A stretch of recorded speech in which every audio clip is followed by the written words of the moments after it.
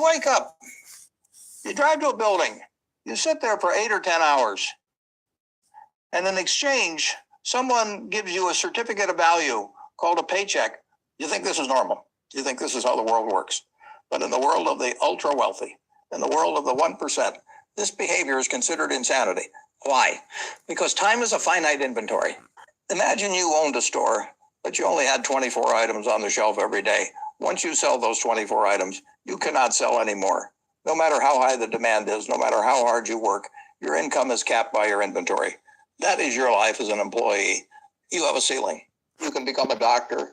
You can become a lawyer. You can charge $1,000 an hour, but you are still just a high-paid laborer. If you stop working, the money stops flowing, the machine turns off.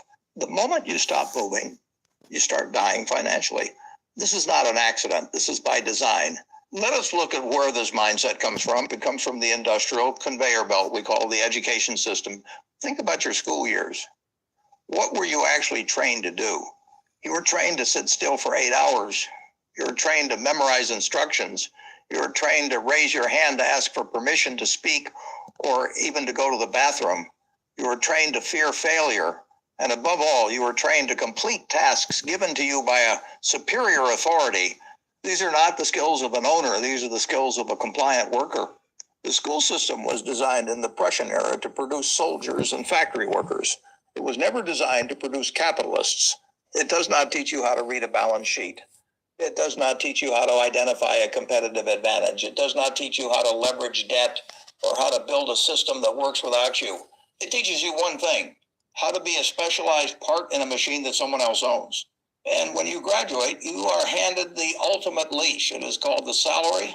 Nassim Taleb once said that the 3 most harmful addictions are heroin, carbohydrates, and a monthly salary. He was right. A salary is a drug. It is a steady drip of morphine that numbs your ambition. It gives you the illusion of safety. You know exactly how much is coming in on the 15th of the month. This predictability feels good. It feels safe. But it destroys your ability to hunt. In the wild, a wolf does not know when its next meal is coming. So it stays sharp, it stays hungry, it learns to read the environment. A dog in a cage knows exactly when the bowl will be filled. So it sleeps, it gets fat, it loses its instincts. Most people are domesticated dogs living in a cage made of gold. They have traded their freedom for a bowl of food. But here's the problem with the cage. The owner of the cage can stop feeding you at any moment. We see this in every recession. We see this when technology changes. The loyal employee who sold his time for 30 years is suddenly let go. He is 55 years old. He has no assets. He has no systems. All he has is a resume that says he is good at following orders. And now nobody wants to give him orders anymore. This is a tragedy of selling time. But it works until it does not. And when it stops working, the fall is catastrophic. So today, we are going to break this programming. We're going to uninstall the employee operating system from your brain. We are going to look at the mathematics of serfdom. We are going to look at why tax laws are written to punish workers and reward owners. And we are going to talk about how to decouple your time from your money. You do not need to quit your job tomorrow. That would be foolish. But you need to quit the mindset today. You need to stop viewing yourself as a worker who gets paid to do a job. And you need to start viewing yourself as a business that is currently selling its services to a single customer. The difference sounds small, but the difference is everything. One path leads to a lifetime of anxiety and a retirement of poverty. The other path leads to true independence. Let us begin the deprogramming. Welcome to part 2, the mathematics of serfdom. Most people think the game is rigged. They are right, but they do not understand how it is rigged. They think it is rigged by corruption. No, it is rigged by math. Lesson 1, the tax penalty. If you look at the tax code of any major country, you will see a clear message. The government wants you to be an investor. It does not want you to be a worker. How do I know this? Because of the tax rates. If you go to work and earn a salary, you pay the highest tax rate possible. You pay income tax, you pay payroll tax, you pay Social Security tax. Before that money even hits your bank account, the government takes 30 or 40%. Now look at me. I make my money through capital gains and dividends. I sit in a chair, I allocate capital, and the government taxes me at a much lower rate, sometimes half of what a worker pays. I have famously said that my secretary pays a higher tax rate than I do. People got angry when I said that, and they thought I was bragging. I was not bragging. I was confessing. I was telling you the rules of the game. If you sell your time, you are penalized. If you risk your capital, you are subsidized. Why?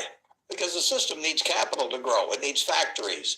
It needs innovation. It does not need more people just sitting at desks safe and sound. So if you want to keep more of what you earn, you must stop earning salary and start earning equity. Lesson 2, the inflation lag. This is the silent killer of the working class. When the government prints money, prices go up. We know this. But here is the secret. Prices do not go up for everyone at the same time. Asset prices go up first, the stock market booms, real estate booms, the rich get richer immediately. Then consumer prices go up, bread gets expensive, gas gets expensive. Do you know what goes up last? Your wages. Wages are what economists call sticky. Your boss does not wake up and say, oh, inflation is up 8%, let me give everyone a raise today. No, he waits. He waits a year, maybe 2. By the time you get that 3% raise, you've already lost 10% of your purchasing power. You are running a race where the finish line is moving away from you faster than you can run. As long as you are selling time, you are always on the losing side of the inflation equation. Owners are on the winning side because they own the assets that are repricing upwards. Lesson 3, linear versus exponential. This is the final nail in the coffin. Selling time is linear math. 1 hour equals 1 unit of pay. 10 hours equals 10 units of pay. If you want to make twice as much money, you have to work twice as long. But there is a hard physical limit. You cannot work 25 hours a day. This means your income has a cap. It is mathematically impossible for you to get rich selling time because you run out of time to sell. Wealth is exponential.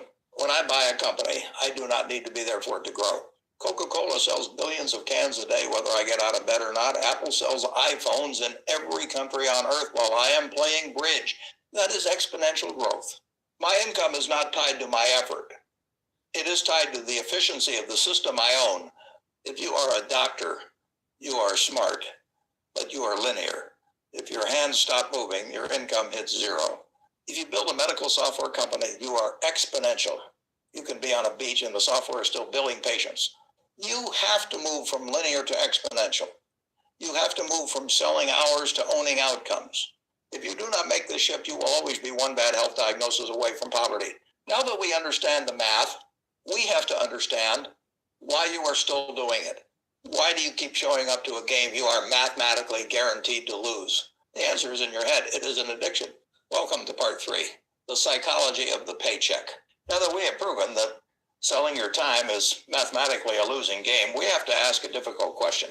Why do 99% of people still do it? Why do smart people, people with degrees from Harvard and Yale, fight tooth and nail to get a job that pays them for their time? The answer is not logic. The answer is biology. Lesson 4, the heroine of the 15th and 30th.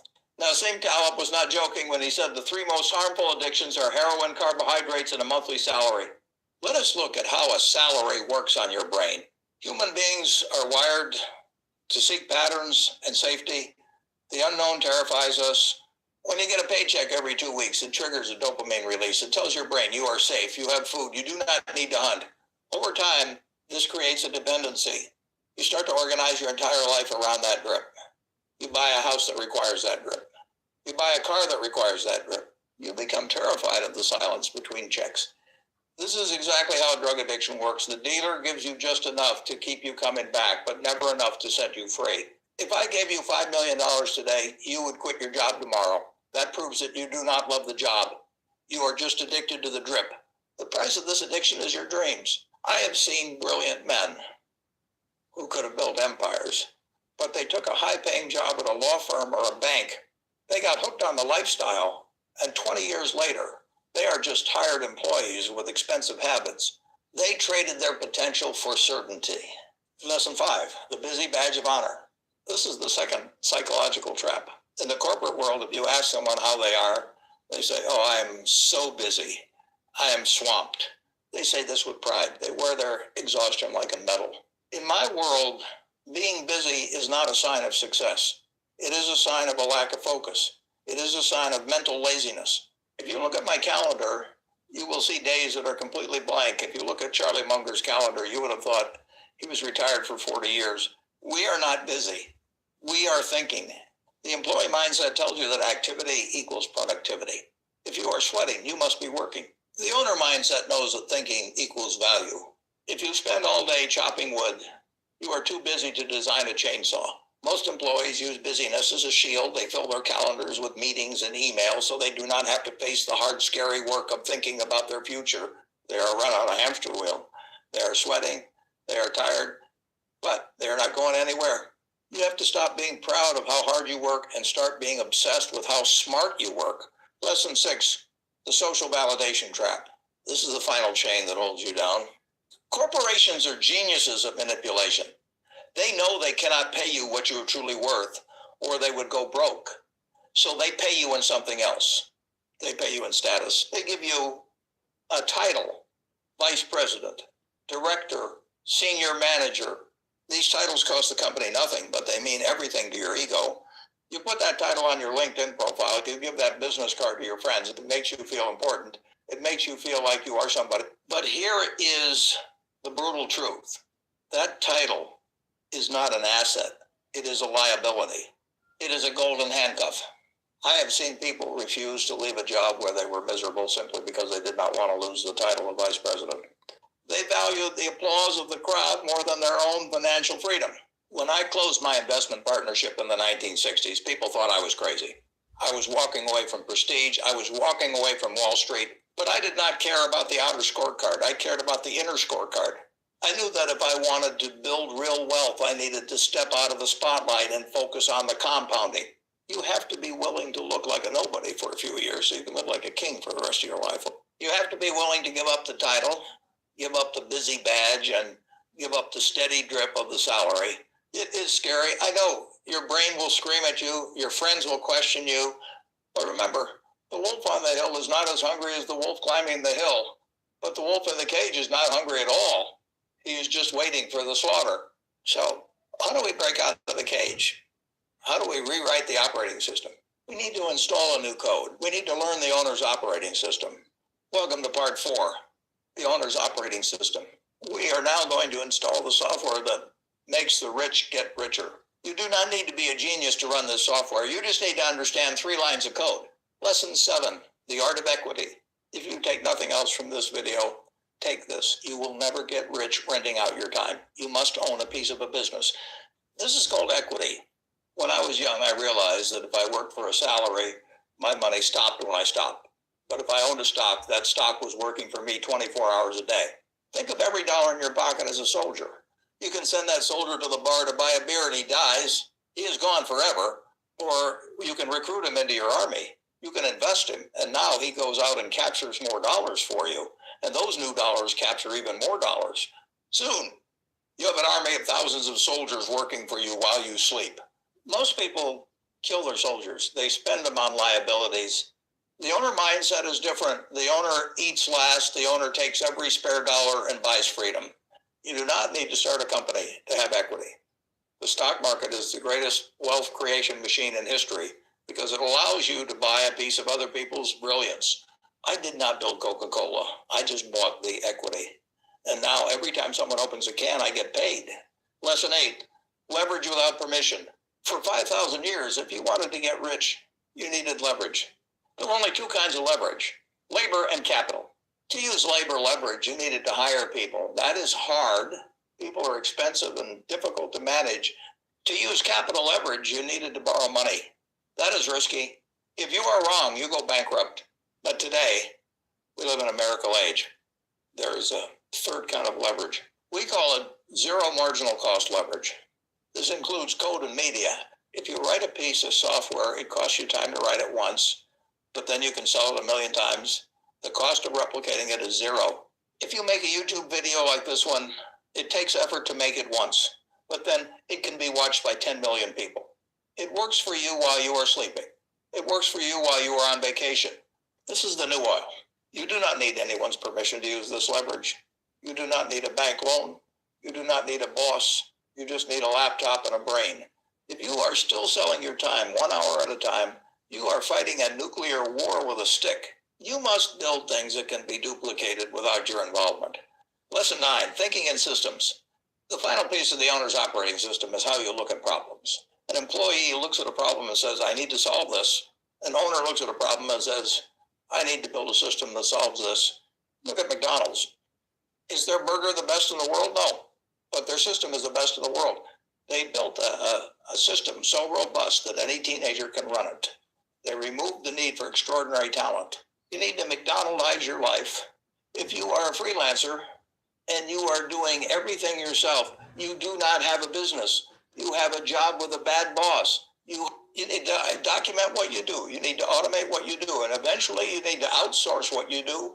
Your goal is to make yourself useless to the daily operations of your income stream. If the business depends on you, it is not an asset. It is a liability. I have companies I haven't visited in years. They send me checks. They do not send me problems. That is a system. So stop trying to be the smartest person in the room. Stop trying to work the hardest. Start building an army of dollars. Start using code and media leverage, and start building systems that can run without you. Now you might be thinking, Warren, this sounds great, but I still have bills to pay. I cannot just quit my job. You are right. You need an exit strategy. Welcome to part 5, the escape velocity. Monday. The owner spends their weekends building their exit. You are the CEO of your life from Friday night. Lesson 11, the promotion trap. This is the final test. Just as you are starting to build your escape, the system will try to pull you back in. Your boss will offer you a promotion, more money, a bigger office, a fancier title. You must be ruthless. You must say no. A promotion is usually a trap. It demands more of your mental energy. It demands more of your time. It tightens the golden handcuffs. They are paying you a little bit more to stop you from becoming free. I have seen men destroy their lives chasing the next rung on the corporate ladder. They climb and climb only to realize the ladder is leaning against the wrong wall. Do not be afraid to be a mediocre employee so you can be an exceptional owner. Give the company what they pay for, but give your best energy to yourself. Conclusion, the rocking chair test. We have talked about money. We have talked about math. But ultimately, this is about regret. I want you to imagine you are 90 years old. You are sitting in a rocking chair on your porch. You can no longer work. You can no longer build. You look back at your life. What will you regret more? Will you regret that you did not get that promotion to senior vice president? Will you regret that you did not buy a slightly nicer car in your 30s? Or will you regret that you spent 40 years building someone else's dream while yours gathered dust? Will you regret that you sold your limited time on this earth for a paycheck that is long gone? Time is the only thing you cannot buy back. I have billions of dollars, but I cannot buy yesterday. You have today, you have right now. You can choose to keep selling your time. You can choose to stay on the conveyor belt, or you can choose to stop. You can choose to think. You can choose to build. The door to the cage is open. It has always been open. You just have to be brave enough to walk out. That's all. Thanks for watching.